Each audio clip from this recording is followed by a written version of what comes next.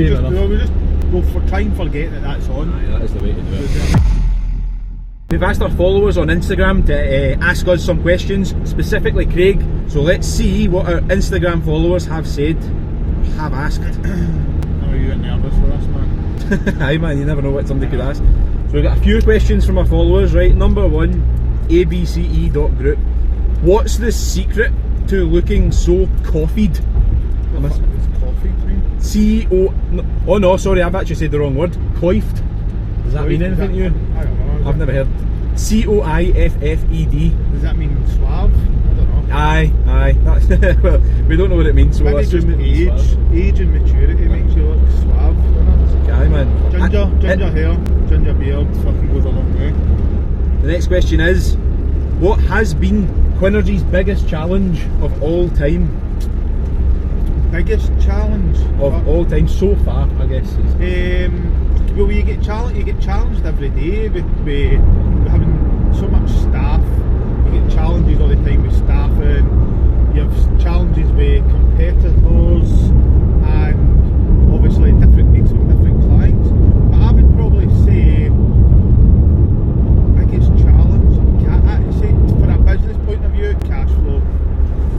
I would say that's the biggest challenge, because it's something that's out of your control to a certain degree. I know a lot of people say, oh, you're just going to need to chase your money up, chase your clients up.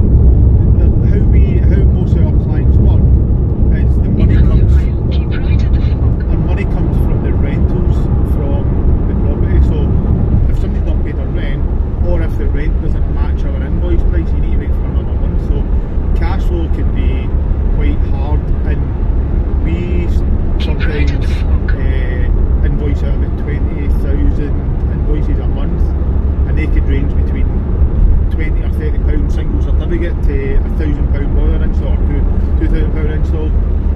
So that's the biggest challenge, is staying on top of your cash flow and your invoice and your profit and loss. I think that's probably a big challenge, and something we work on every day. So I think that would be that one. I'm sure a lot of business owners out there will sympathise and empathise with that.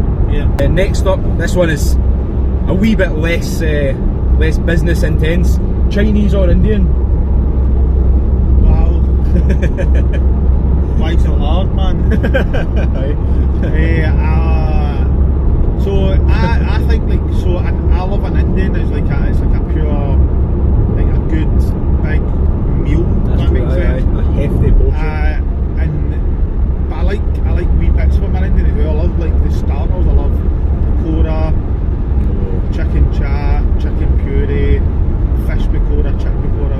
I like all that, and then I like a curry. I like that, so just dipping a naan bread into a curry. But I love the easiness of a Chinese. It's like a Chinese. It's quite gives you that feel good, easy factor. Do you know what I mean? Quite easy fast food, man. And I like proper good made Chinese. I don't like your run of the mill fried rice, chips and curry sauce and all that.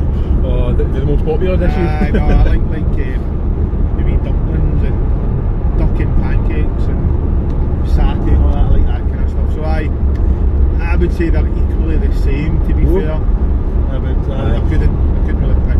A different occasion food. I would say I'm very much the same, Matt. Like it depends entirely on my mood. My mood that day. Sorry, I can't answer that question. Oh well. Steve will be disappointed. So here's a good one. Why did you choose green as the company colour? I get asked this all the time, and well, good. Now it's on video, so now it's. And being a company based in Glasgow or this area, it's got a stigma for different reasons. But anyway, I picked green. But I actually didn't pick green. I was told to go for green because of the Quinnergy or the Quinnergy so basically Quinnergy is my son's name, Quinn, and Energy put together. And when I went to get the logos and marketing ideas and all that, they were saying that green gives this level of trust. I would agree. Aye. Level of trust. A lot of brands use green to give wealth as well. So makes the company look strong, wealthy, trustworthy, and it goes with the green energy, because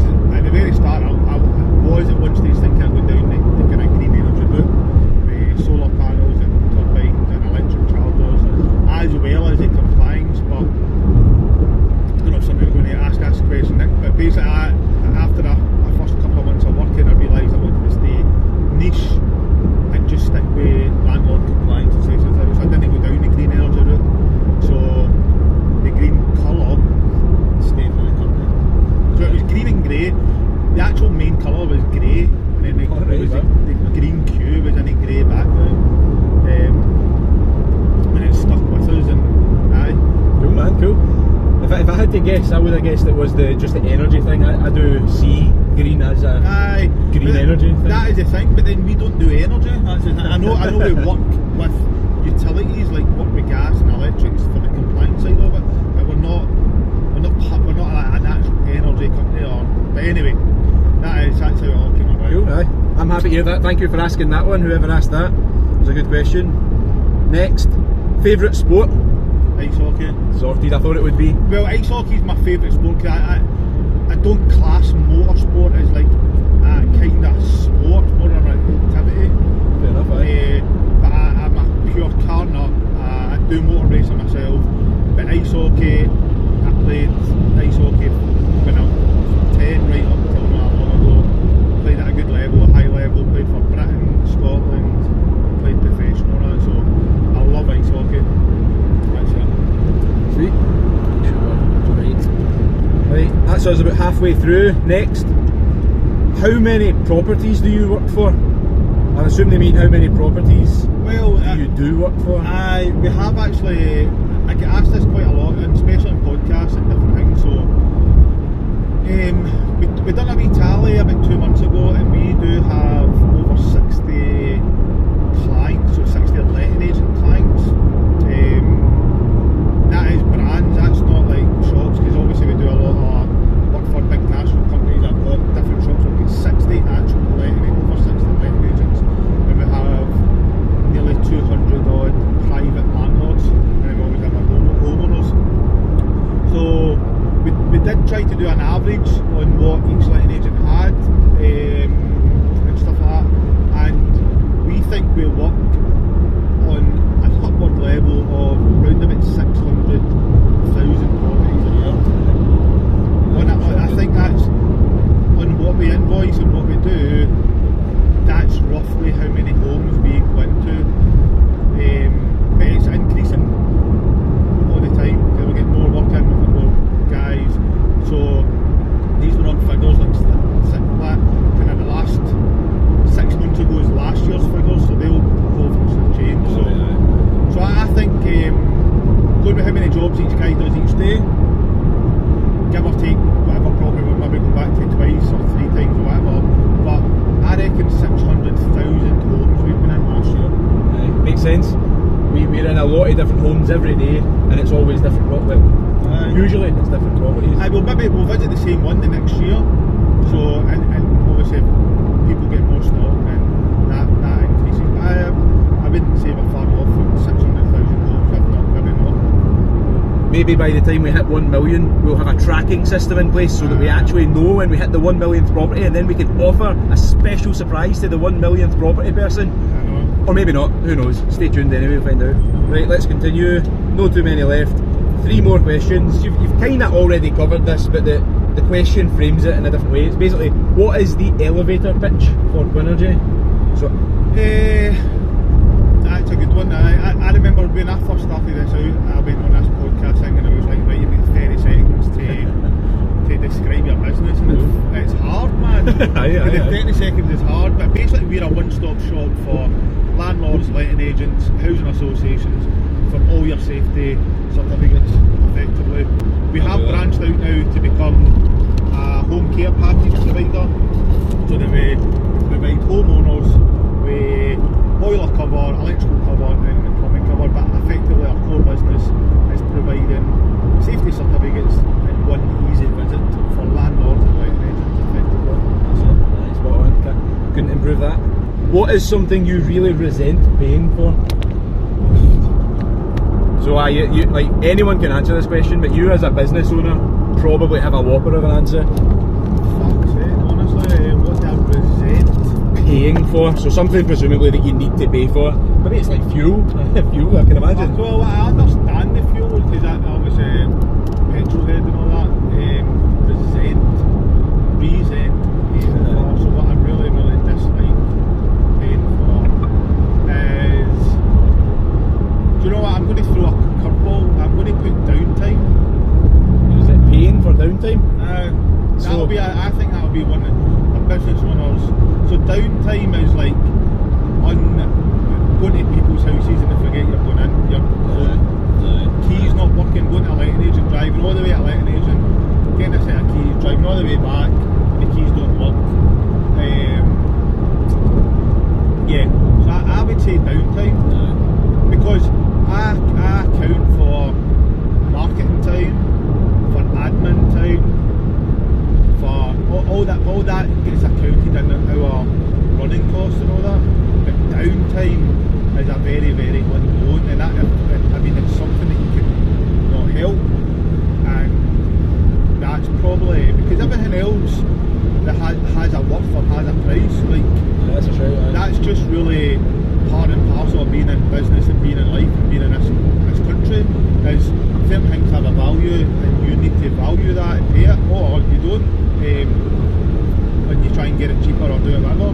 But downtime is probably something that you can't value, or you can't put an estimated cost on. Good answer, good answer. This is the last question.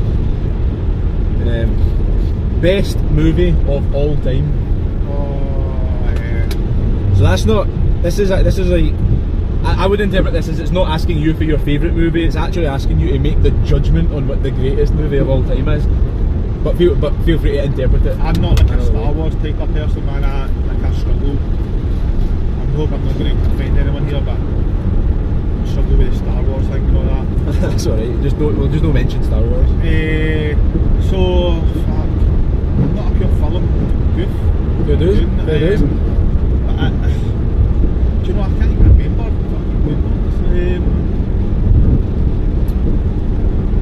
Do you know, see the old, like, English, British, gangster, funny type ones like Snatch, Lock, Stock, Two Smoking Barrels, Train Spotting. I really like all them, whether they're the best movies put together or scripted. It's completely different. I think they're the kind of stuff I like watching, so I'm going to go with film black, British, layer cake. Gritty British. Aye. Like, real acting, real kind of kid on, that doesn't make sense, but like they kind of storylines, I mean, a bit of truth to it, but also a wee bit of far-fetched, like gangster type stuff. I like that kind of shit, man. Right, well. Did somebody not ask that question about marketing? No? Not a single person, no. 138 views, so 138 people, and they left just under 10 questions or so. That's a good ROI, 10 to 1, is that right? Almost, aye, close to that. Thanks for the questions, hope you've enjoyed the responses. Catch you later.